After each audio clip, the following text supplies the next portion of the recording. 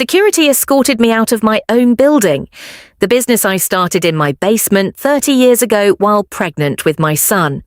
My boy, the child I raised alone, the man I sacrificed everything for, stood there in his expensive suit, watched them walk me to the parking lot and didn't say a single word. His face was blank, like I was a stranger, like I was nothing. 72 hours later, he was on his knees in my driveway, sobbing, begging me to come back. Because without me, his $33 million empire was crumbling to dust. Have you ever sacrificed everything for your child, only to have them throw you away the second they thought they didn't need you anymore? This is the story of how my son tried to erase me, and what happened when he realized that you can't build an empire on a foundation you just destroyed. Before I tell you what happened, you need to understand three things. First, I didn't just give birth to my son, I gave birth to that business. Every client relationship, every system, every breakthrough.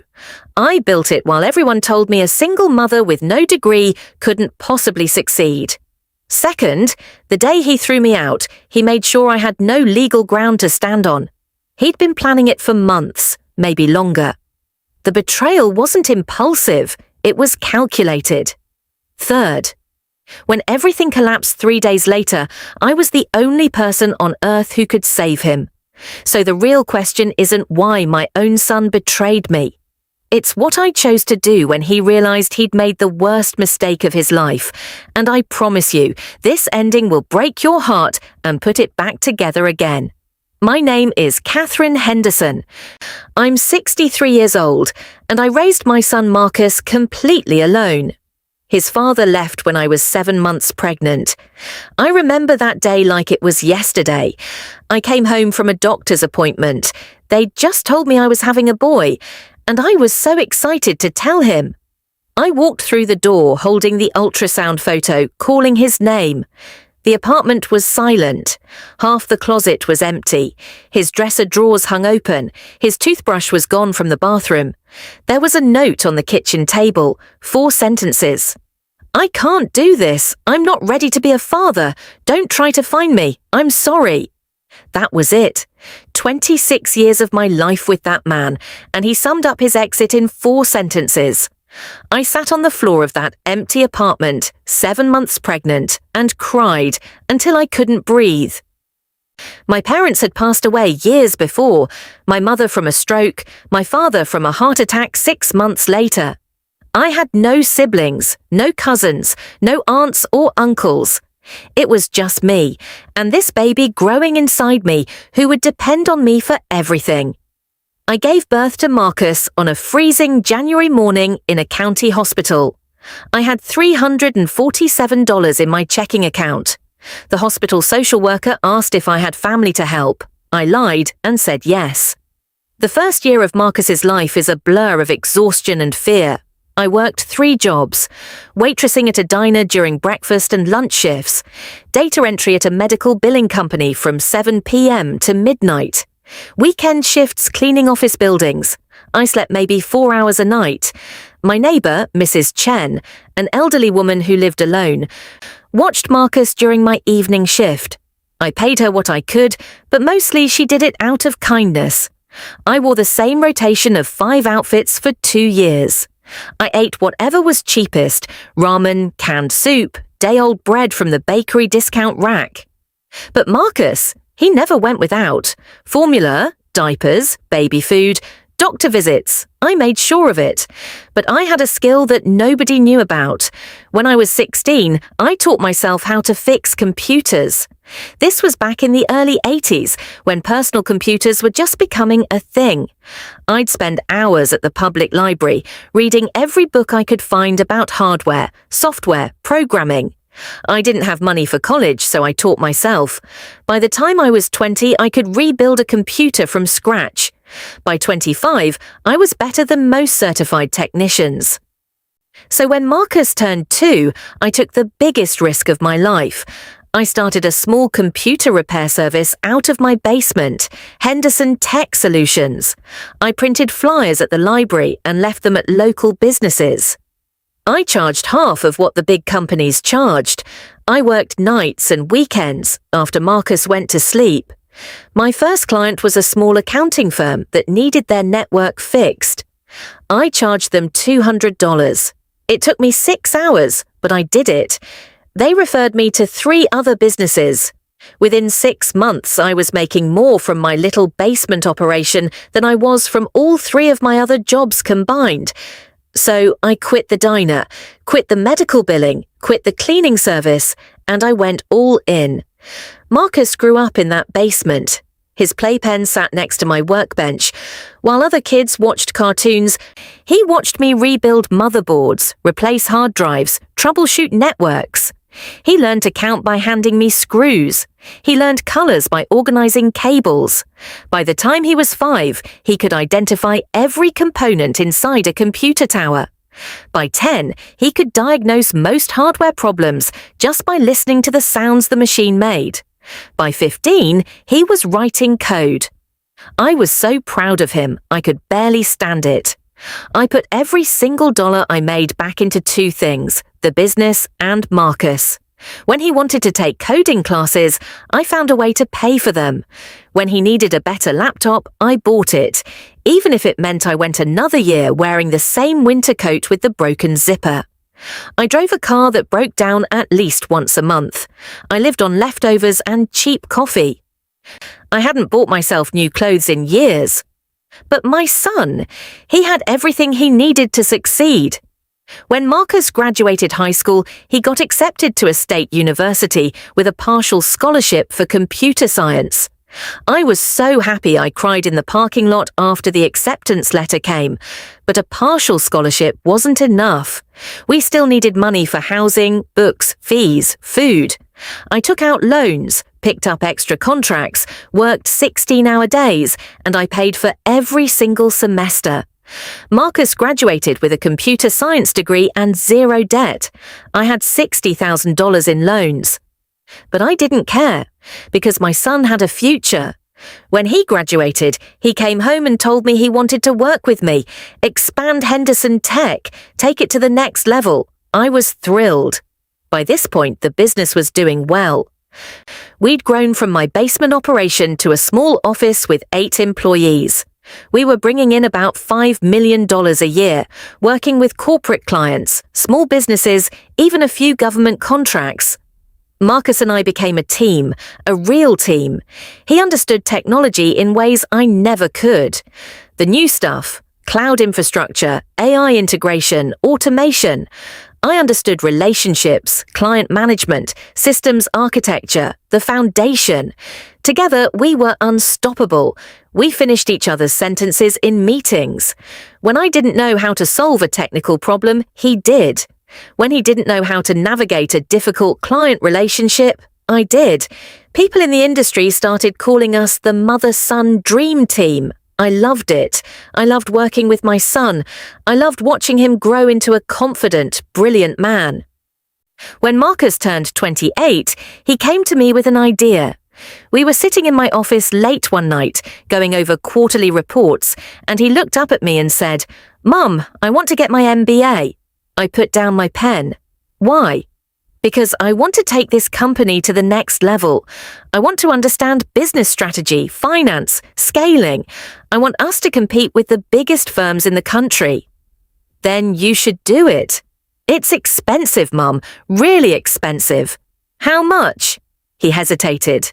About $120,000 for the program I'm looking at. I didn't even blink. We'll make it work. And we did.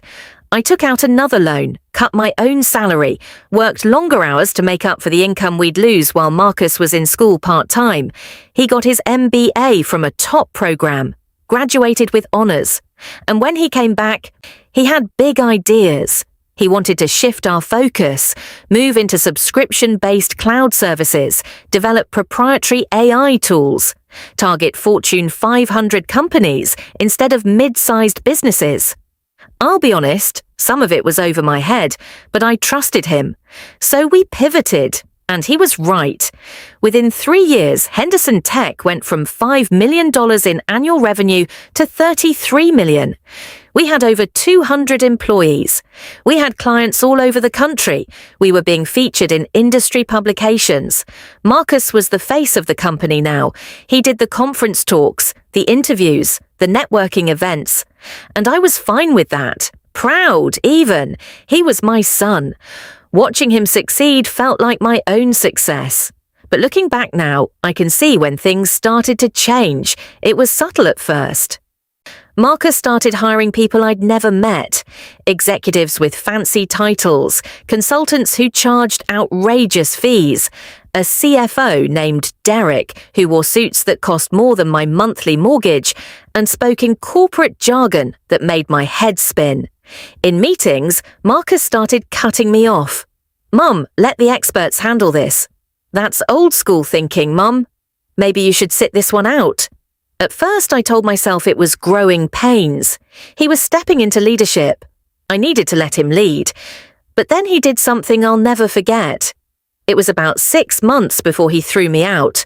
Marcus came to me with a proposal. He wanted to restructure the company, bring in outside investors, create a formal board of directors. Professionalize the operation, he called it. I hesitated. "Why do we need outside investors?" I asked. "We're profitable. We're growing. Why give up control?" He looked at me with this patient expression, like I was a child who didn't understand. "Mum, if we want to scale to 100 million, we need capital. We need expertise. We need governance structures that serious investors trust. But we built this company without investors. And that's amazing. But if we want to go to the next level, we need to evolve." He put his hand on mine. "Mum, I would never do anything to hurt you. This is about protecting what you built, making sure it lasts." I believed him, so I signed the papers. What I didn't realize until it was too late was that the restructuring diluted my ownership. The way the shares were redistributed, I went from owning 60% of the company to 48%. Marcus had 52%. He was now the majority shareholder of the company I had started in my basement while he was in diapers. And I didn't even realize it until the day he used that power to destroy me. After the restructuring, everything changed. Marcus and I used to have dinner every Sunday. It was our tradition. Just the two of us, talking about life, the business, memories, dreams. Then it became every other week, then once a month. Then, "I'm too busy, Mom." He stopped returning my calls, stopped asking my opinion. When I'd walk into the office, the company I had built from nothing, his new assistant, a young woman named Amber who looked at me like I was a relic, would tell me Marcus was in meetings. Every single time. I started feeling like a stranger in my own company. Employees I'd hired stopped saying good morning. New hires didn't even know who I was. One day, a 20-something software engineer asked me if I was the old consultant Marcus mentioned. I smiled and said, "Something like that." But inside, I was breaking. I'd given 30 years of my life to build something, and my own son was erasing me. I kept telling myself it would get better, that once the chaos of growth settled, Marcus would come back to me. But deep down, I knew something was coming. October 17th. I will never forget that date. I woke up that Tuesday morning with a strange feeling in my chest. Not quite dread, not quite anxiety, just heaviness. I got dressed, made my coffee, and drove to the office like I did every morning. When I walked in, the receptionist looked at me strangely. "Good morning, Mrs. Henderson," she said quietly. Something in her tone made my stomach drop. I went to my office, but my keycard wouldn't work. I tried it again. The little light stayed red. I walked to Amber's desk. "My keycard isn't working." She didn't look up from her computer. "There's a meeting in conference room A at 9. You're expected." "What meeting?" I'm not at liberty to say. I stared at her. This girl who I'd approved the hiring of, who I'd smiled at in the hallways. "Excuse me." She finally looked up. Her expression was blank. Conference room A, 9 a.m. I turned and walked toward the conference room, my heart pounding. When I opened the door, I stopped in the doorway. The entire board was there. 7 people sitting around the long table. Derek, the CFO, in his expensive suit. Marcus at the head of the table, and one empty chair at the far end. For me. No one said good morning, no one smiled. I walked slowly to the empty chair and sat down. Marcus still didn't look at me. He shuffled some papers in front of him, cleared his throat, and began speaking in this cold, professional voice I'd never heard from him before. We've called this meeting to address a necessary transition in leadership. After careful evaluation and consultation with the board, it has been determined that Henderson Tech requires a new direction to continue its growth trajectory. My hands gripped the edge of the table. Effective immediately, my mother, Katherine Henderson, will be stepping down from all operational roles within the company. The room was silent. I couldn't breathe. This decision was not made lightly, Marcus continued, still not looking at me. However, the board agrees that in order to meet our strategic goals, we need leadership that is aligned with modern market demands. I felt like I was watching this happen to someone else. A comprehensive severance package has been prepared. Stop! My voice came out hoarse. Marcus finally looked at me. What is this? I asked. Derek slid a folder across the table toward me. I opened it with shaking hands. Severance package, $500,000. A meaningless senior advisor title with no actual responsibilities. A non-compete agreement that would prevent me from working in the tech industry for 5 years. I looked up at Marcus. What is this? His face was stone. It's a business decision, Mom. Nothing personal. Nothing personal. I felt something crack inside my chest. Nothing personal. My voice was rising. I built this company. I built it from nothing. I sacrificed everything. You built the foundation, Marcus interrupted. His voice was calm, too calm. And that foundation was incredible, but I built the empire. I took your small operation and turned it into a multi-million-dollar business, and empires need leadership that understands the current market. I understand the market just fine. You don't, Mum. He leaned back in his chair. You still think relationships and handshake deals are enough. That's not how business works anymore. We need data-driven strategies, automation, scalability. I know about all of that. You know the basics, but you're not equipped to lead us into the next phase. The words hit me like a slap. I looked around the table at the board members who wouldn't meet my eyes. So that's it, I said quietly. You're just going to erase me. You're not being erased, Derek said smoothly. You're being honored with a generous exit package and an advisory role. I don't want an advisory role. I slammed my hand on the table. I want my company. It's not your company anymore, Marcus said. Silence. I stared at my son. This man I had raised, this man I had sacrificed everything for. You planned this, I whispered. He didn't deny it. The restructuring, the share dilution, this was always your plan. It was a necessary evolution, he said. I stood up. My legs were shaking. Marcus, please, don't do this. For just a second, one single second, I saw something flicker in his eyes. Guilt, maybe, shame. But then it was gone. He nodded to Derek. Derek picked up the phone on the table and pressed a button. Send them in. The door opened. 2 security guards walked in. I looked at Marcus in disbelief. You're having me escorted out? It's protocol, Derek said. Protocol. I turned to him. I founded this company. Mrs. Henderson, one of the security guards said gently, please come with us. I looked at Marcus one more time. Don't do this, please. He looked away. The security guards waited. I had no choice. I walked out of that conference room with 2 men flanking me like I was a criminal. The entire office watched as I was escorted to my office to pack my things. Employees I had hired, people I had mentored, people whose families I knew. They all looked away.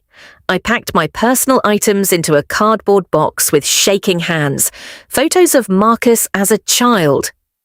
A mug that said "World's Best Mom" that he'd given me for Mother's Day when he was 8. My favourite coffee thermos, 30 years of my life in a cardboard box. When I walked out of my office for the last time, Marcus was standing in the hallway, arms crossed, watching. I stopped in front of him, looked my son in the face, and I said quietly, "You're going to regret this." He didn't blink. "I really don't think I will, Mom." I walked past him, out of the building, into the parking lot. The security guards watched as I put my box in my car. I sat in the driver's seat and stared at the building I had built. And then I drove home. I don't remember the drive home. I don't remember parking my car. I sat in my driveway for over an hour, just staring at nothing. When I finally went inside, the house felt different. Empty. Cold. I put the cardboard box on the kitchen table and looked around. Photos of Marcus covered the walls, his entire life documented in frames. Marcus as a newborn, tiny and red-faced, in my arms. Marcus on his first day of kindergarten, missing his 2 front teeth. Marcus at his high school graduation, throwing his cap in the air. Marcus at his college graduation, me standing next to him beaming with pride. Every milestone, every achievement, I had been there for all of it, alone, cheering for him, sacrificing for him, building a future for him. And he had thrown me away. I sank into a chair at the kitchen table and I cried, not quiet tears, deep gasping sobs that came from somewhere I didn't even know existed. I cried for the years I'd worked myself to exhaustion, for the dreams I'd put aside, for the loneliness I'd endured, for every sacrifice I'd made thinking it would mean something. I cried until I had nothing left, and then I just sat there in the silence of my empty house. My phone rang twice that night, once from my friend Linda, who had heard what happened through the industry grapevine, once from my former assistant, a woman named Carol, who had worked with me for 12 years before Marcus let her go during a restructuring. I didn't answer either call.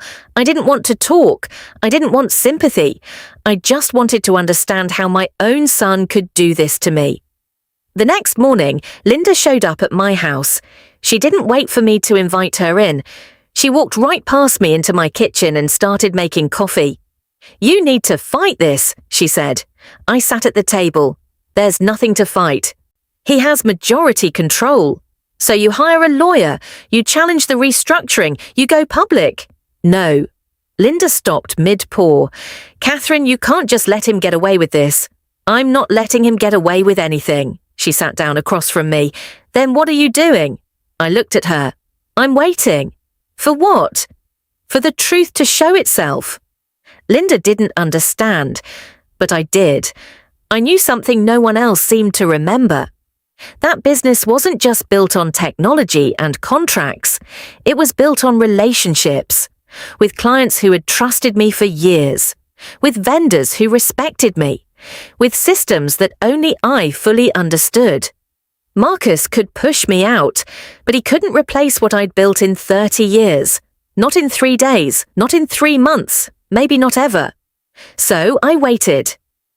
I didn't call a lawyer. I didn't go to the press. I didn't badmouth Marcus to anyone in the industry. I just waited. And on day 1, the first crack appeared. It was Linda who called me with the news. "Katherine, I just heard. Mercy General's system went down." My stomach dropped. Mercy General Hospital was our biggest client, a $600 million healthcare network. They'd been with us for 8 years, and their patient database system was a custom platform I had personally built and maintained. Only 2 people in the world knew the deep architecture of that system, me, and a contractor named Eddie, who had retired to Greece 2 years ago. "How bad is it?" I asked. "Complete system failure. Patient records are offline. They can't access medical histories, prescriptions, nothing." "Did Marcus call Eddie?" "I heard he tried. Eddie told him it would take 2 weeks just to get up to speed on the system again." I closed my eyes. The hospital gave them 6 hours to fix it, or they're pulling the contract. 6 hours. Marcus couldn't fix that system in 6 hours. Hell, Eddie probably couldn't fix it in 6 hours, but I could. I'd built it. I knew every line of code, every backup protocol, every failsafe. I waited by my phone. It didn't ring. 6 hours came and went. Linda called me again that evening. Mercy General pulled the contract, $11 million gone. I didn't feel victorious. I felt sad, because I knew this was just the beginning. Day 2, 4 more clients called asking to speak with me directly, long-term partners, people I'd worked with for over a decade. They didn't know I'd been forced out. Marcus's new team told them I'd retired to focus on personal projects. One of those clients, a woman named Sharon, who ran a manufacturing company, called my personal cell phone. "Katherine, what's going on? I just tried to reach you at the office and they said you're not there anymore." I took a breath. "I'm no longer with the company, Sharon." Silence. "What do you mean you're not with the company? You are the company." Things changed. "Who's handling our account?" "I believe Derek assigned someone." "I don't want someone. I want you." "Sharon, no. If you're not there, I need to reevaluate our contract." She wasn't the only one. By the end of day 2, 3 major clients had put their contracts under review. Marcus had lost nearly $7 million in guaranteed annual revenue, and it was only day 2. Day 3, the infrastructure I'd designed started failing, not because it was broken, because Marcus's new team didn't understand how I'd built it. There were protocols I'd put in place, maintenance schedules, security updates that had to be done in a specific sequence. I'd tried to document everything, but some things you can't put in a manual. Some things you just know from years of experience. Marcus's team didn't know, and the system started crumbling. Server outages, security vulnerabilities.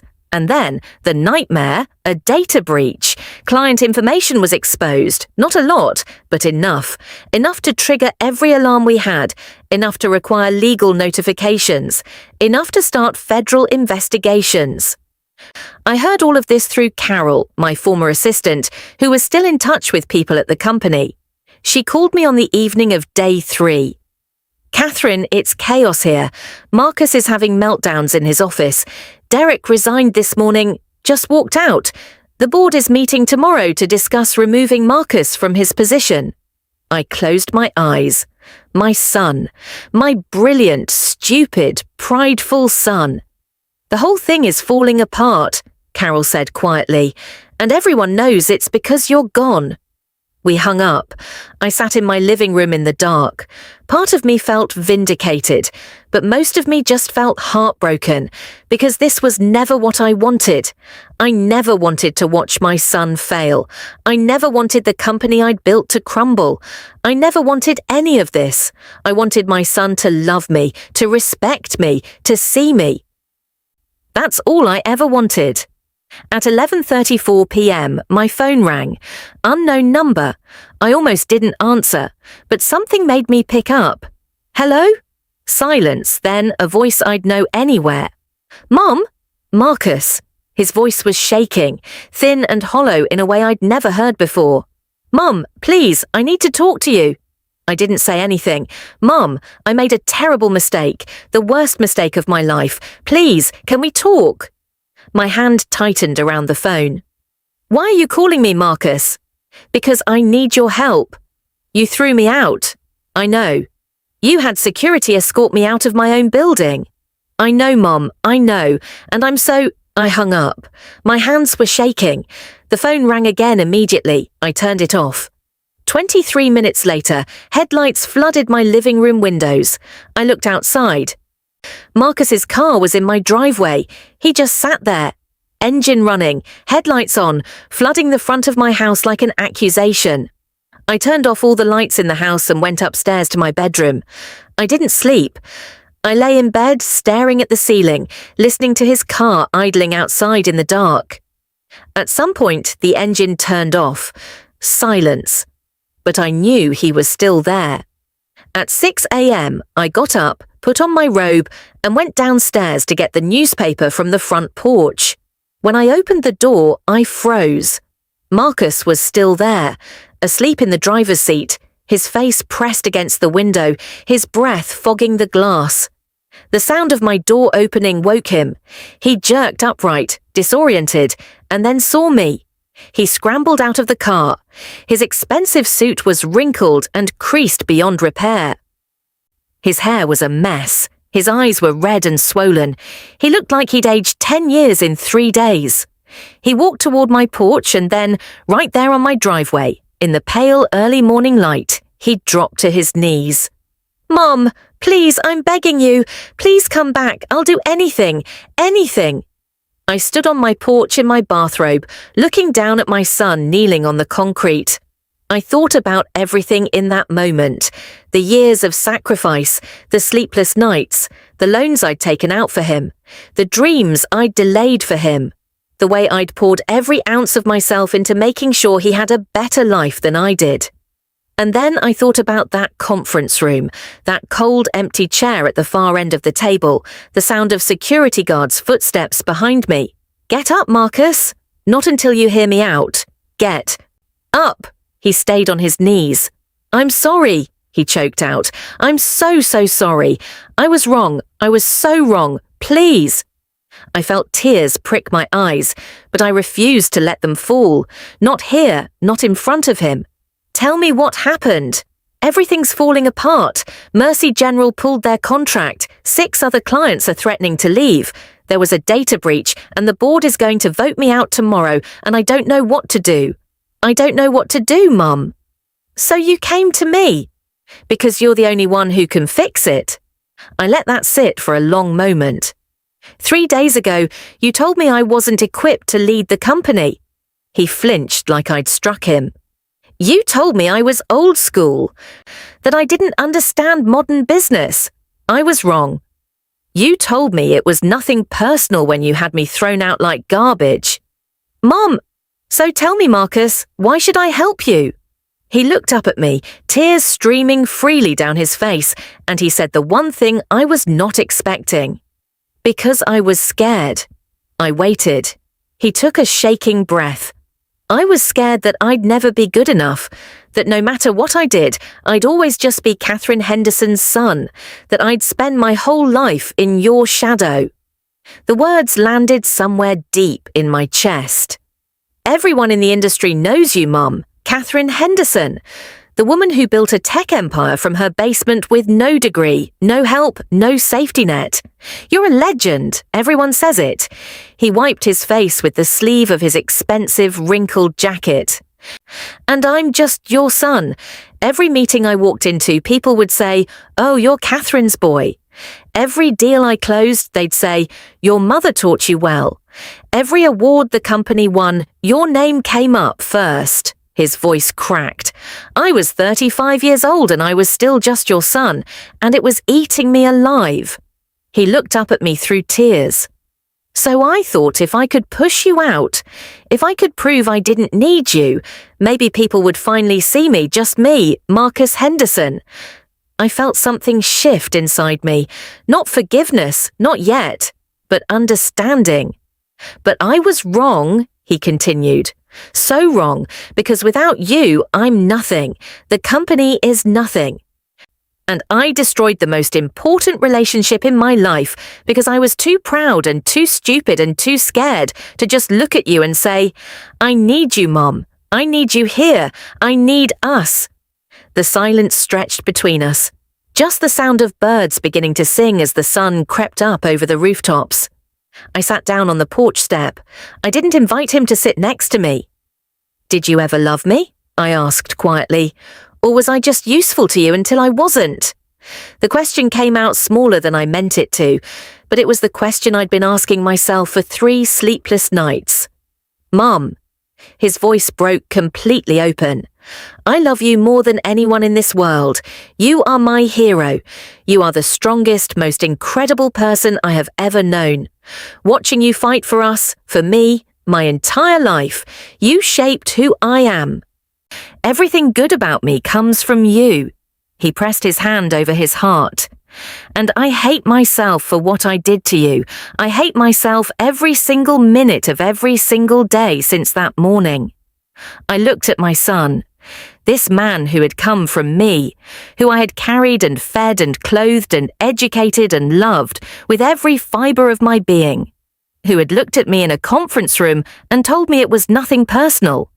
I sat there for a long time, not speaking, just thinking about what it means to be a mother, about what it means to forgive, about the difference between weakness and grace, about the fact that even in this moment, despite everything, I still loved this man kneeling on my driveway, and I hated myself a little bit for that, but I also knew it was the truest thing about me. "Go home," I finally said. He looked up. Hope and fear fighting each other across his face. "Get some sleep, shower, and meet me at the office at 8 a.m. "You'll help me." I stood up from the porch step. "We're going to save the company, but Marcus, things are never going to be the same between us. Do you understand that?" He nodded frantically. "I need to hear you say it." "I understand," he said, his voice breaking. "Things will never be the same, but I'll spend the rest of my life trying to make it right. I swear to God, Mum, I swear." I looked at him for one long final moment. Then I walked back inside and closed the door. I didn't sleep those last 2 hours before 8 a.m. I sat at my kitchen table with a legal pad and created a complete action plan. Every client that needed to be called, every system that needed to be stabilized, every relationship that needed to be repaired. By the time I pulled into the Henderson Tech parking lot at 7:45 a.m., I knew exactly what needed to be done and in what order. Marcus was already there, waiting by the front entrance. He looked better, showered, clean suit, but his eyes still carried the weight of everything that had happened. "Mom!" "Not now, we have work to do." I walked past him into the building. The receptionist's eyes went wide the moment she saw me. "Mrs. Henderson," I didn't stop. I walked straight to my old office. The door was locked, but I'd brought my keys from home. I unlocked it and walked in. Everything was exactly as I'd left it. They hadn't even reassigned the office. My nameplate was still on the desk. My photos were still on the wall, like they'd been waiting for me.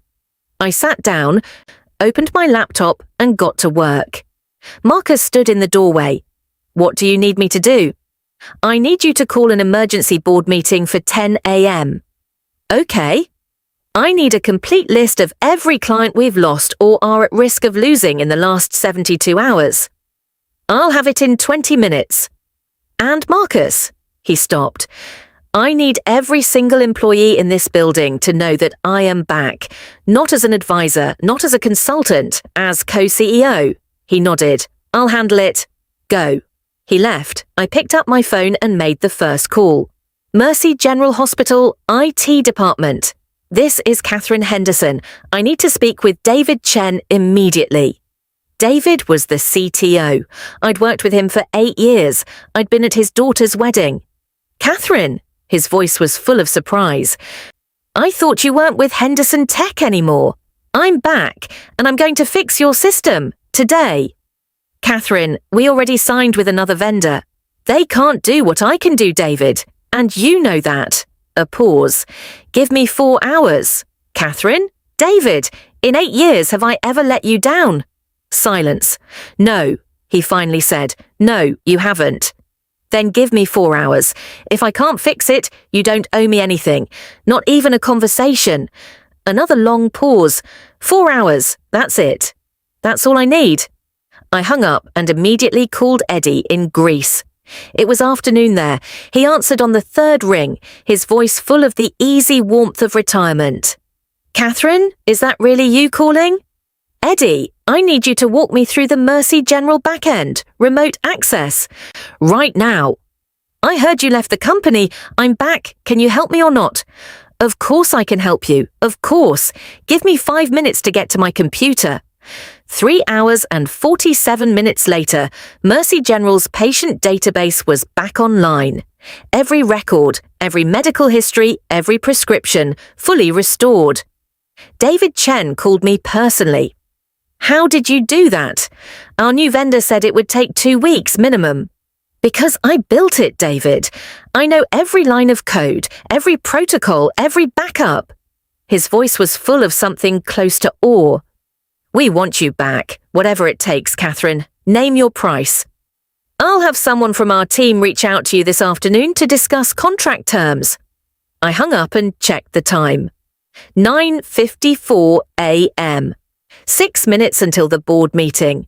I stood up, straightened my jacket, took a breath, and walked to Conference Room A, the same room where they had thrown me out 3 days ago.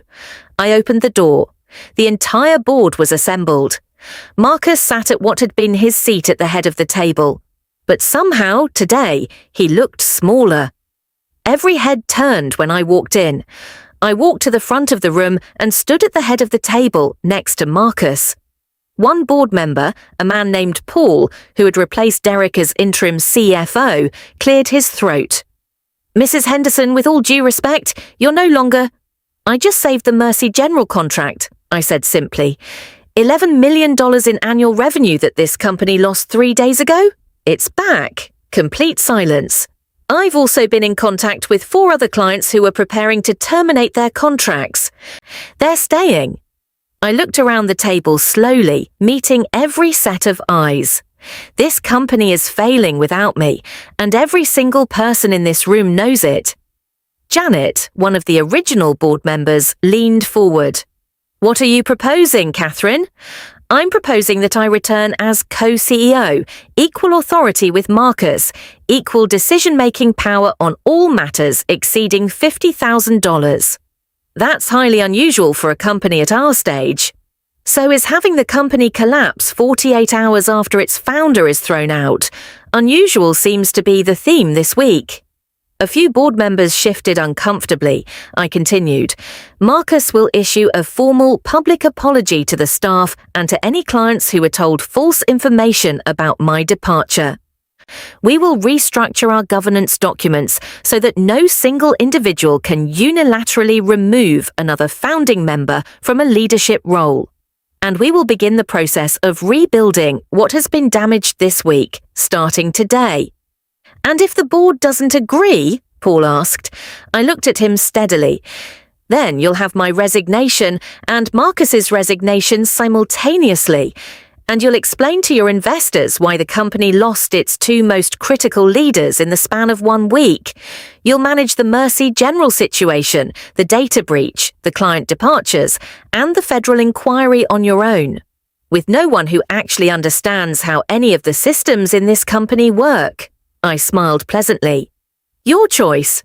Janet looked around at the other board members. I move that we accept Katherine's terms as presented. Seconded, another member said immediately. All in favour? Every hand went up, not one dissent. Motion passes unanimously, Janet said. Welcome back, Katherine. I nodded. Thank you. Marcus and I will have a revised governance structure to the board by end of week. In the meantime, I'll be handling client relations and infrastructure repair personally. I turned and walked out. Marcus followed me into the hallway. Mum, I turned to face him. There's something else you need to know, something I didn't present to the board. His expression was cautious.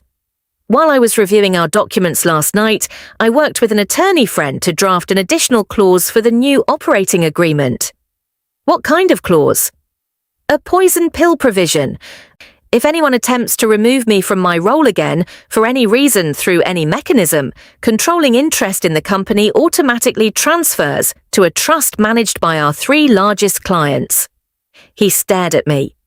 You won't just lose me, you'll lose the entire company. Control, operations, everything. His face went pale.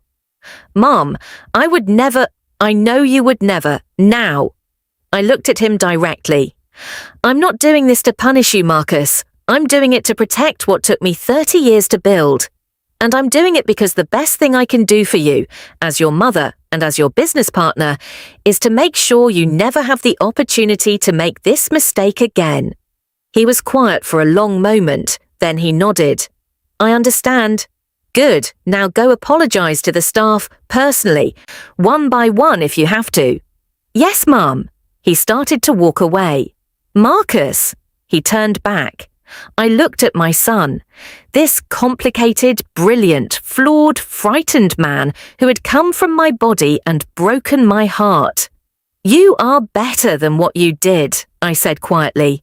Don't ever forget that, and don't you ever let me see that version of you again. He nodded. His eyes were wet. Yes, Mom.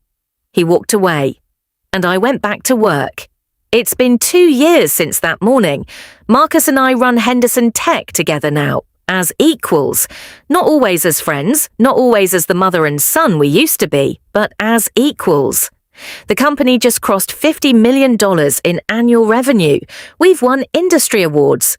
We've been featured in Forbes and Fast Company and a handful of other publications that would have felt like fantasy to the woman who was printing flyers at the library 30 years ago.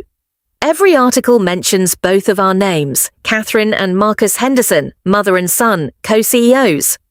On paper, it looks like a success story with a happy ending, and in many ways it is. But I won't lie to you, something between us broke during those 3 days.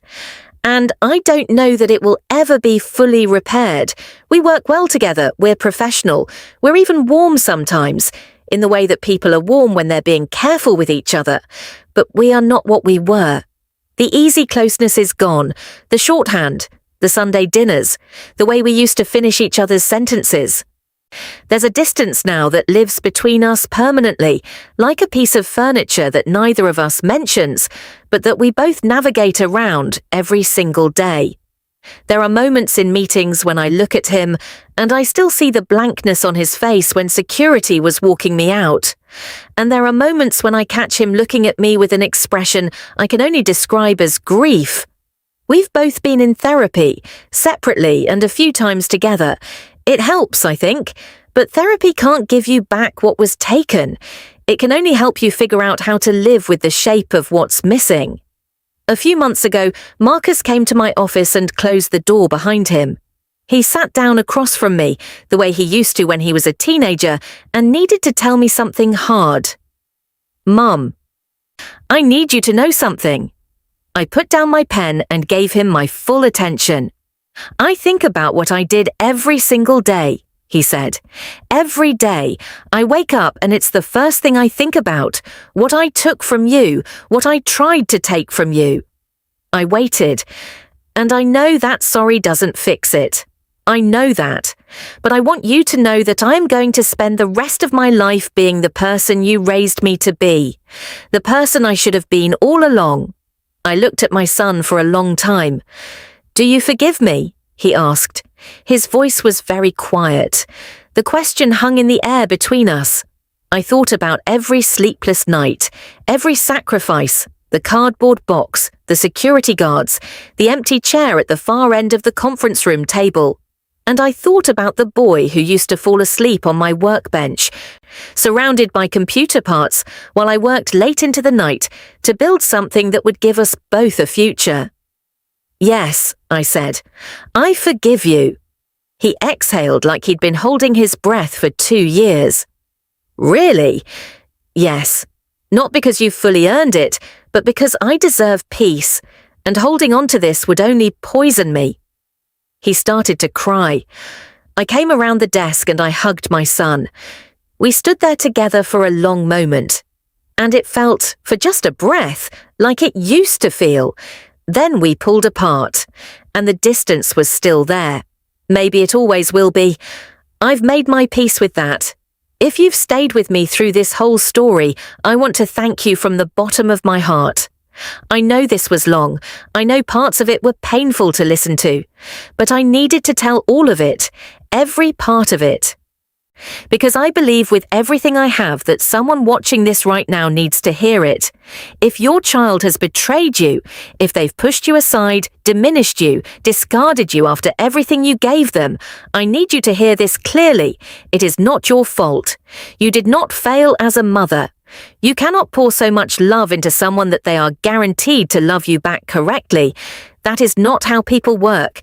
That is not how children work, even when they're grown. Their choices are theirs, not yours. And your worth is not determined by whether the people you sacrificed for recognize it. You know what you gave. God knows what you gave. That is enough. Here is what I learned from all of this, and I want you to hold on to it. Forgiveness is not weakness. Forgiveness is not the same as forgetting. Forgiveness is not pretending the wound was smaller than it was, or that the person who caused it deserves your grace. Forgiveness is a gift you give yourself. It's the decision to stop letting someone else's worst moment live rent-free inside your chest. I forgave my son, but I also protected myself. I came back on my terms, with legal protections, with equal power. I did not walk back into that building as a supplicant. I walked back in as a co-founder, and that is the balance I want every woman watching this to understand. You can love someone and still have boundaries. You can forgive someone and still demand to be treated with dignity. You can keep a relationship alive and still refuse to pretend the past didn't happen. These things are not contradictions. They are wisdom. To every mother watching this, every woman who worked herself to exhaustion, who sacrificed her own dreams, who poured herself empty for her children, I want to say something directly to you. You are not invisible. You are not outdated. You are not a burden. You are the foundation. You have always been the foundation. And any empire worth anything knows that you do not tear out the foundation and expect the building to stand. Do not let anyone make you forget that. Not strangers, not colleagues, and not your own children. You deserve to be seen. You deserve to be honored. You deserve to take up space in the rooms you helped build. I want to ask you something before we close. Have you ever been betrayed by your own child? Have you ever poured everything into someone and watched them walk away from you like you were nothing? Or maybe you're the child in this story. Maybe you're someone who is carrying the weight of something you did to a parent who loved you. Maybe this story landed somewhere tender in your chest. Either way, I want to hear from you. Leave a comment. Tell me your story. I read every single one, and I mean that sincerely. Because this community, the people who show up here week after week, you are the reason I share these stories. You remind me that none of us are going through our hardest moments alone, even when it feels that way at 3 a.m. in a silent house. If this story meant something to you today, I'm asking you to do one small thing. Hit that subscribe button, because every single week I am here with stories like this one, stories of betrayal and survival and unexpected strength. Stories that remind us who we really are when everything is on the line. You are not alone in what you've been through. You never were. Thank you for being here. I'll see you next week.